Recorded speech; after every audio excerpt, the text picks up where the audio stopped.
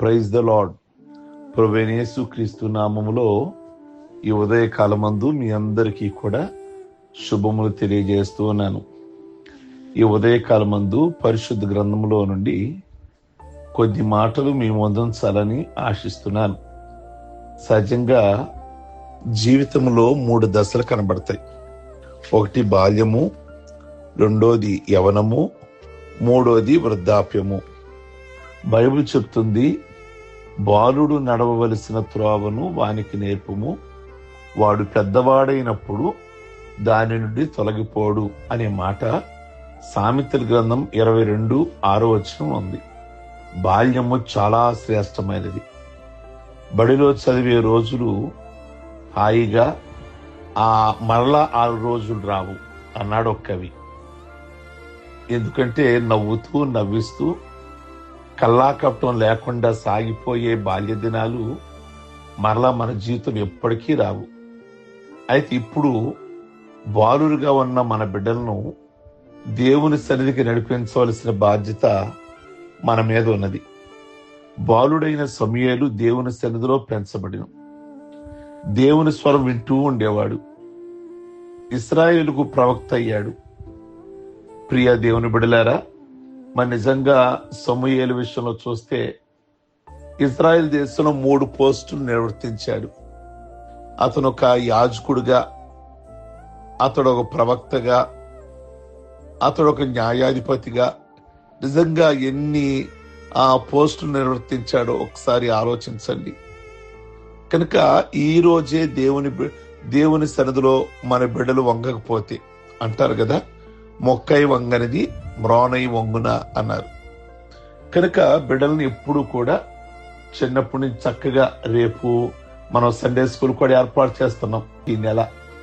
కనుక కేవలం మన దృక్పథం ఏమిటి అంటే, ఈ చిన్న బిడ్డల్ని దేవుని యొక్క వాక్యం నేర్పించాలి, పాటలు నేర్పించాలి అన్న దృక్పథం. చాలా భారంతో కూడినటువంటి ఖర్చే అయినప్పటికీ కూడా వాళ్ళ కోసం మనమందరం ఏర్పాటు చేయాలని సంఘస్థులుగా, పెద్దలుగా అందరూ ఆలోచించి, సంఘ కాపరిగా ఆలోచించి ఈ పిల్లల కోసం అంత ప్రాధాన్యత ఇవ్వటం జరుగుతుంది. కనుక నేను ఈ ఉదయకాలం ముందు జ్ఞాపకం చేస్తున్న సూసన్నా వెస్లీ అని ఒక ఆవిడ ఉండేది. నిజంగా ఇంగ్లాండ్ దేశంలో జాన్ వెస్లీ, అలాగే ఇంకా మరి వారి పిల్లలను దేవుని సేవ కొరకై మరి వారు ఇవ్వటం, అద్భుతకరంగా వారు రాణించడము మనం చూస్తాం. నిజంగా ఇంగ్లాండ్ దేశాన్ని వారు కదిలించేశారు. కనుక ఈ రోజున దేవుని సన్నిధానములో మన బిడ్డలు బాల్య దినములు యందే నీ సృష్టికర్తను స్మరణకు తెచ్చుకొనుము అని వాక్యం సెలవిస్తుంది. కనుక ఎటు వంచితే అటు వంగే ఈ బాల్య దశ బిడ్డలను దేవుని సన్నిధికి నడిపించాలని మరి ప్రేమతో మనం చేస్తున్నాను. ఇక 2వ దశ యవనము. యవనస్తులు దేని చేత తమ నడకను శుద్ధి చేసుకుంటారు అంటే, నీ వాక్యమును బట్టియే కదా అని బైబిల్లో 119వ కీర్తన 9వ వచనం మనం చూస్తాం.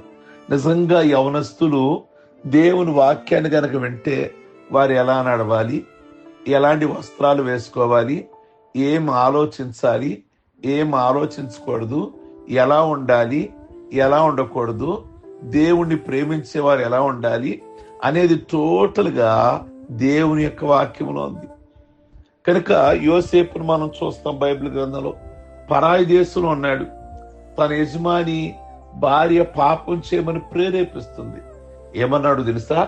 నేనెట్లు ఇంత ఘోరమైన దుష్కార్యము చేసి దేవునికి విరోధముగా పాపం కట్టుకుందును. నేను ఈ పాపం చేసి దేవునికి విరోధంగా, అంటే దేవుడి కోసం ఆలోచిస్తున్నాడని కదా, అంటే దేవుని అందరి భయభక్తులు కలిగిన వాడని అర్థమైపోయింది కదా. దేవుని ఎదుట తన నడత శుద్ధిగా ఉంచుకున్నాడు. యుక్త మార్గము తప్పక నడుచుకున్న వారికి ఆయన కేడుముగా ఉన్నాడు. జాగ్రత్తగా నడిచే వారికి దేవుడు ఎప్పుడు కూడా తోడై ఉంటాడు. అందుకే పౌలు రాస్తాడు కదా, నీ యవనేచ్ఛల నుండి పారిపోము అంటాడు తిమోతి పత్రికలో. కనుక లోకాశల నుండి, పాపము నుండి, శరీరేచ్ఛల నుండి నీవు పారిపో. ప్రియ దేవుని బిడ్డలారా, నీ కోరికలు చొప్పున నీ ఇష్టం వచ్చినట్లు నువ్వు ప్రవర్తిస్తే భయంకరమైన తీర్పు ఉన్నది అని బైబిల్ గ్రంథంలో మనం చూస్తున్నాం. కనుక చాలా జాగ్రత్తగా ప్రియ దేవుని బిడ్డలారా, యవన ప్రాయంలో ఎంతగా నీ యొక్క మనస్సును, నీ జీవితాన్ని ప్రభు కొరకు ఇస్తావో అంతగా ప్రభు నిన్ను వర్ధిల్ల చేస్తారు.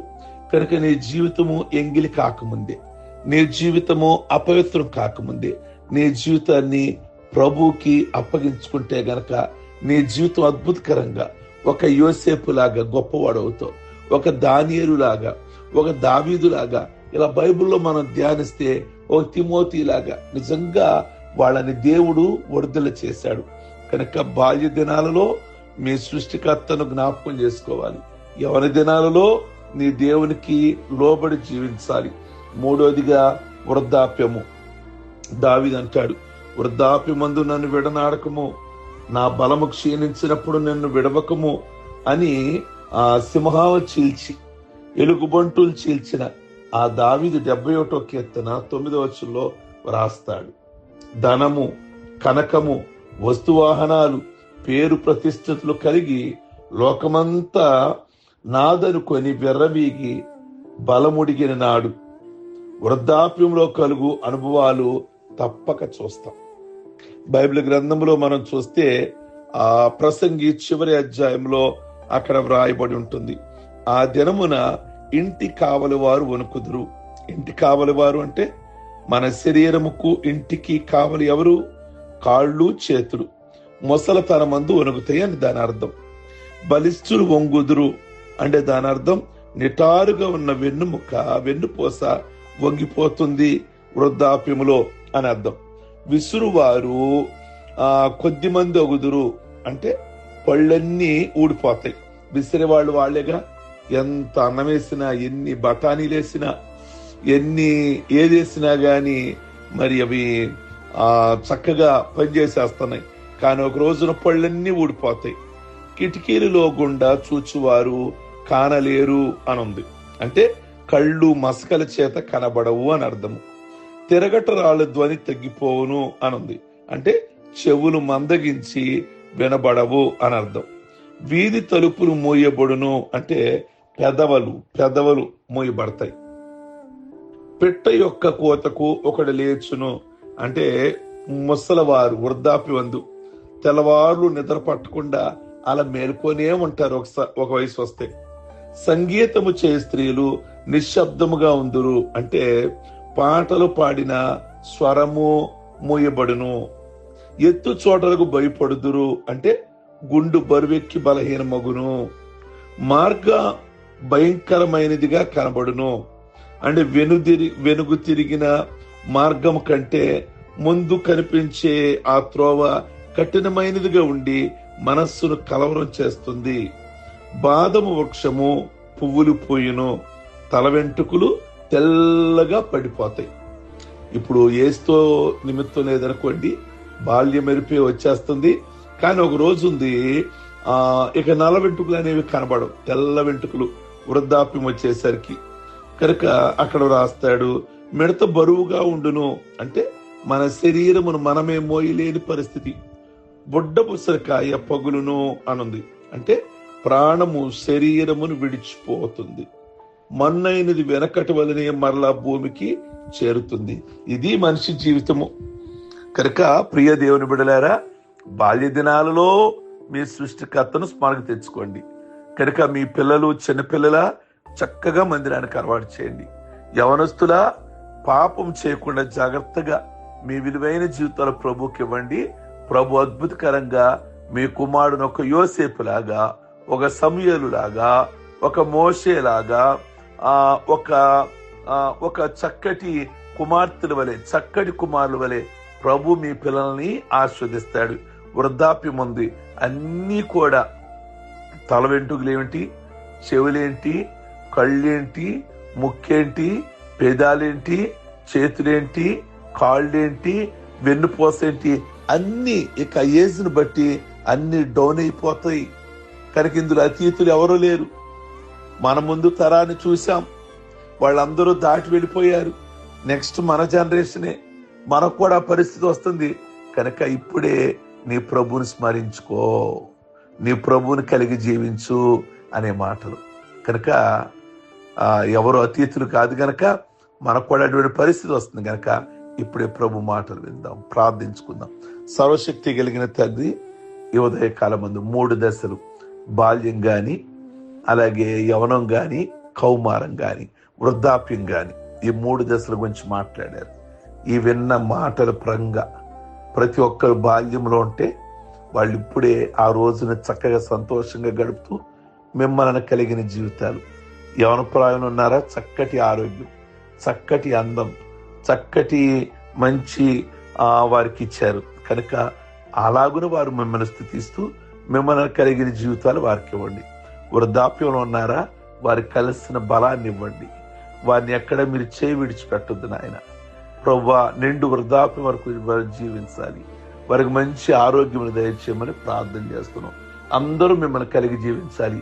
ఏ దశ అయినా, ఏ వయసు అయినప్పటికీ కూడా మీ కొందనాలు.